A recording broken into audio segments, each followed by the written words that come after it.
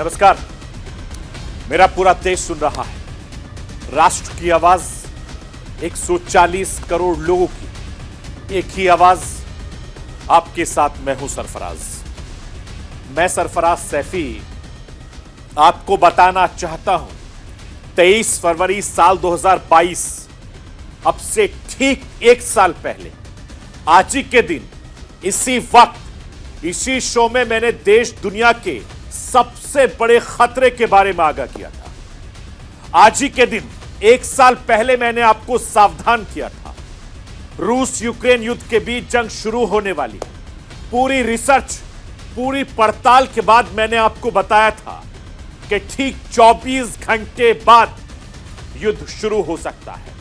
उस वक्त रूस यूक्रेन सीमा पर जो हालात बन चुके थे, वो हालात ये बता रहे थे कि रूस यूक्रेन के बीच खूनी शुरुआत होने वाली है। जैसे मैंने कहा था ठीक वैसे ही हुआ।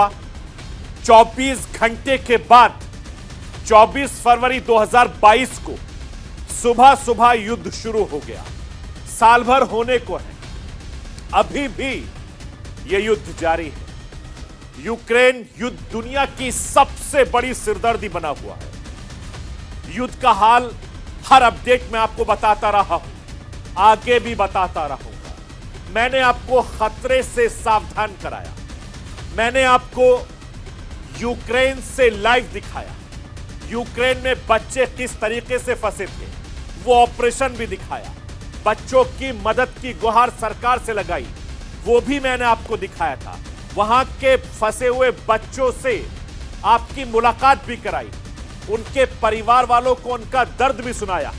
वो दर्द सरकार तक भी पहुंचाया। दुनिया में एक तरफ रूस यूक्रेन को युद्ध के लिए भड़काने वाले देश हैं, तो दूसरी तरफ युद्ध विराम के लिए बड़े कोशिश करने वाले देश भी हैं। रूस यूक्रेन युद्ध को लेकर एक थ्योरी हथियारों के व्यापार से जुड़ी है। हथियारों के कारोबारियों को बढ़ावा देने वाले देशों की चर्चा है, और दूसरी तरफ मानवता के सबसे बड़े संकट को लेकर चर्चा है।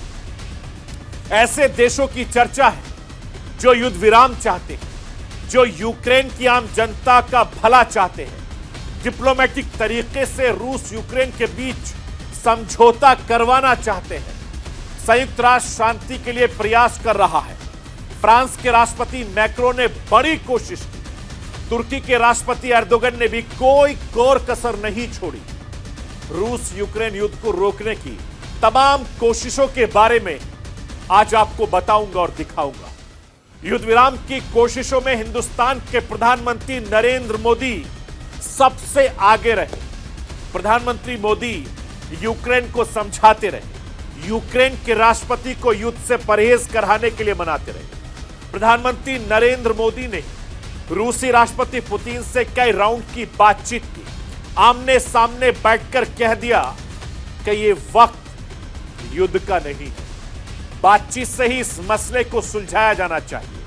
कैसे आज पूरी दुनिया भारत की तरफ उम्मीदों की नजर से देख रही है, यह भी मैं आपको बताऊंगा और दिखाऊंगा। मैं अपने हिंदुस्तान के कोने कोने की आवाज को दिल्ली तक पहुंचाता हूं। दिल्ली की आवाज को देश दुनिया के कोने कोने तक पहुंचाता हूं। नेताओं की आवाज को मैं आम लोगों तक पहुंचाता हूं। आम लोगों की आवाज को मैं अपने देश के हुक्मरानों तक पहुंचाता हूं। आपकी आवाज से मिलती है मेरी आवाज और बन जाती है राष्ट्र की आवाज।